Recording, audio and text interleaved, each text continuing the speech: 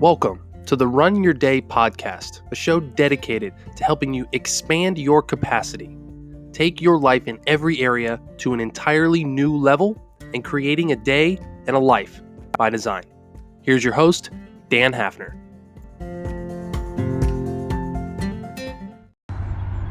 Hello, everyone. Welcome back to another episode of the Run Your Day podcast. As always, your host, Dan Hafner here, founder of RunWage and host of this podcast.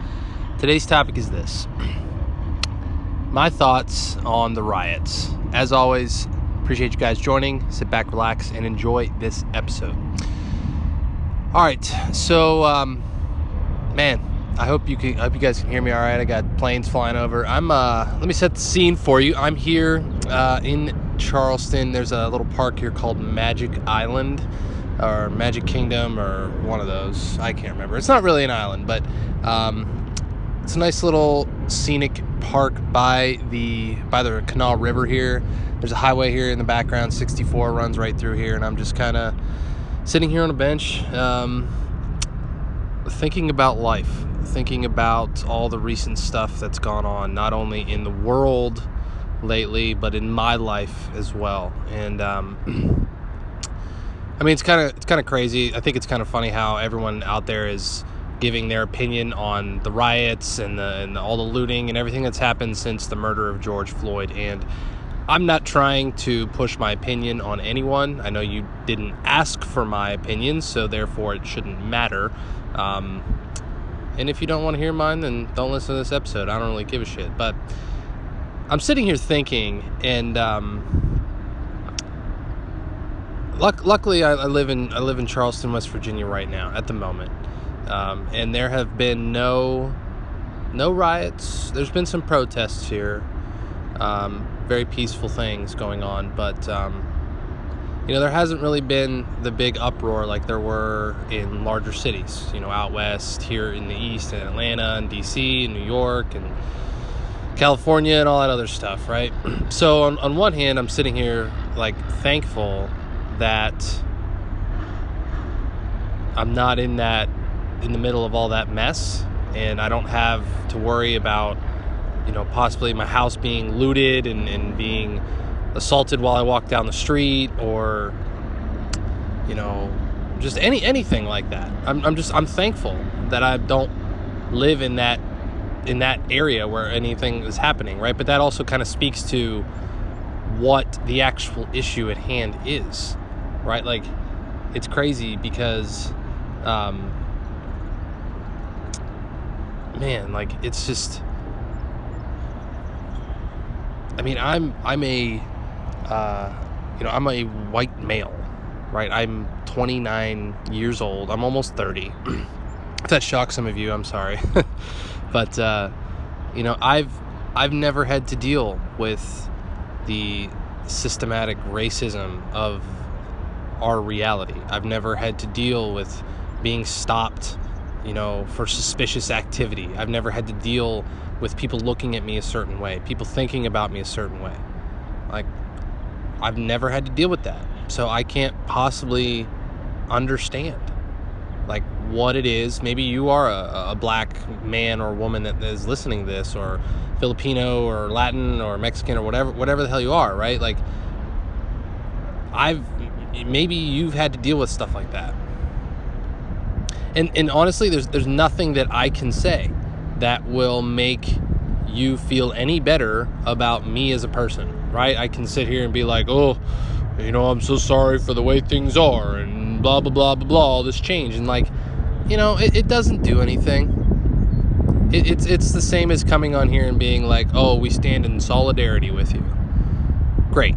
That's great. Those are great words to say that, but it doesn't change facts, right? It doesn't change people. People change people. Until everyone, every single person, black, white, male, female, I don't care what color, what race, what gender, until we all learn to change ourselves and reflect on who we are internally, will change ever happen. Period. That's it. We all hold certain beliefs to be true about other people, about ourselves, about the world, about all kinds of stuff. And some of those might be right, some of those might be wrong. But if we're not investigating these things, we're not doing anyone any favors. Like, it's so stupid to have the same belief and the same tendency and the same story your whole life about somebody or something or a topic. That just shows that you don't grow. You just accept things as they are, and you're not willing to challenge beliefs. You're not willing to challenge the status quo. Like, I don't care what it is, pick your topic, right? If you have the same story that you had when you were in high school, that you had 20 years ago, that you had 30 years ago, you're just, it might trigger you, but you're just a weak-minded person in that area. You're closed-minded, right? Like, point blank. Sometimes the truth hurts, and I'm speaking to myself as much as you guys out there too. I mean, there's definitely things that I know I've operated under the same story in when it comes to, money, and when it comes to relationships, and when it comes to my physical body, that I need to break free of. Like, there just is. And that's up to me. That's not up to anyone else. Nothing any of you say, nothing anyone says on a podcast or on a news show or, or anything I listen to or read is going to change me. I can receive great things from books and podcasts and coaching and all kinds of other shit out there.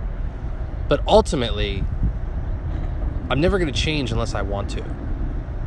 Right? Unless I truly do the things and investigate the things that are holding me back. Right? It's that simple. It's that simple. So, that's my question for you as I wrap up this show. Like, where in your life do you hold prejudices? Where do you hold stories hostage? Where do you keep telling yourself the same shit all the time, and it just doesn't serve you? Where do you need to investigate? Where do you need to create real change internally and stop looking for influence from others? Stop looking to the opinion of others. Stop going with the crowd and be your own person. Be your own thought leader. Be your own influencer. Because that's the shit that makes change happen in this world. That's the shit that makes change happen in your life. Period. Being very real and very upfront and very just owning yourself. It's tough. I know it is. And I'm sitting here using myself as an example to just kind of show you what it's all like, because it's scary. It's not fun, but there's a lot of not fun work ahead of you, of me, of this world, of our society, especially here in America. And nothing will change unless we change as people, unless we change ourselves first. I mean, it's like the Michael Jackson song, right? Starting with the man in the mirror. Take a look at yourself, then make a change. Sometimes looking in the mirror is the hardest shit to do. I've had days in my past where I could not stand the sight of myself in the mirror. Like, I couldn't stand what I saw. Anymore these days, I like what I see. I do. I mean, I'm not perfect, but I like myself a lot better. But I've also gone down the path of investigating the shit out of myself and what I believe and what I hold true. And obviously I have a long way to go and I have a lot of work to do, but there's real results that come through that. There's real change that comes through that. And it's tough. And it just comes down to asking yourself the right questions. Asking yourself, why do I believe what I believe? Is there a story? Is there a reason? Is there something that's outdated that is no longer relevant that will then force me to think about something different or have a different opinion about something. It's freaking intense. It's not fun all the time, but man, is it freaking life-changing. It's life-changing. So that is my challenge for you and for all of us. And those are just my thoughts on everything. So I hope you got some value out of this. It might not have gone a way that you were expecting it to go. These shows rarely go the way I expect them to go, because I just get on a roll with things. But that's all, my friends. I just wanted to put that out there for anyone to consider, anyone to consume. If you think this is a good message for someone and you would like to share it, you can always share this podcast or this episode directly through Apple Podcasts or through Spotify. And I'd like to see a lot of people listen to this type of stuff and think about things differently. Think about everything differently. And there's nothing wrong with thinking differently, right? All right, my friends, so that is all. I appreciate you guys joining, and as always, you can head over to Run Your Day Podcast for more information, and if you do share this show, I will be eternally grateful, and you never know who it could impact. All right, everybody, well, that's all. You make it a great rest of your day. Signing off. We'll talk to you next time. Hey, have you ever thought about joining a virtual run challenge? As COVID-19 continues to upend our lives and change our life routines, finding fresh ways to challenge yourself physically can be difficult. I know I'm having trouble with that. It can also be pretty hard to connect with others and find accountability partners for the purpose of fitness as well. That's why we created Runwage Virtual Challenges. Runwage Challenges are a new and exciting way to stay physically active and maintain social distancing. Every challenge takes place 100% online, and you can compete against and engage with runners from all over the world. Best of all, they are the only virtual challenges out there which actually reward participants with real cash. That means you have no excuse for staying inactive during this pandemic.